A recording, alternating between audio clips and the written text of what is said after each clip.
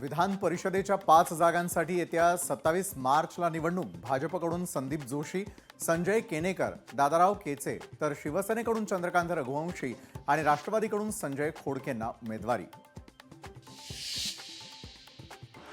लोकशाही मराठीच्या बातमीची विधान परिषद विरोधी पक्षनेते अंबादास दानवेंकडून दखल। संरक्षक भिंत घोटाळ्याची चौकशी करण्याची दानवेंची मागणी।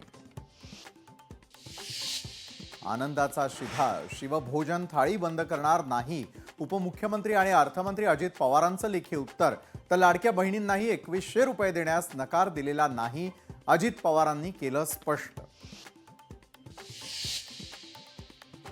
इन्कम टॅक्स आता जास्त उत्पन्न असलेल्या महिलांचा शोध घेणार। 2.5 लाखांहून अधिक उत्पन्न असलेल्या कुटुंबातील महिलांना लाडकी बहीण योजनेतून वगळणार। 100 दिवसात 1 विकेट गेली, 6 महिने थांबा, आणखी एकाची विकेट जाणार। सुप्रिया सुळेंचा मोठा दावा। औरंगजेबाच्या कबरीवरून राज्यामध्ये वातावरण तापलं। नागपूर, पुणे, कोल्हापूर, सिल्लोडमध्ये आंदोलन। विश्व हिंदू परिषदेसह बजरंग दल आक्रमक। मुंबईत डिजिटल अरेस्ट स्कॅम, 86 वर्षीय महिलेची 20 कोटींची फसवणूक।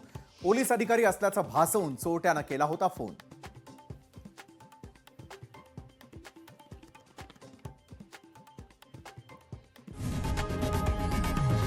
लोकशाही मराठी ऐका, पहा, जागरूक रहा।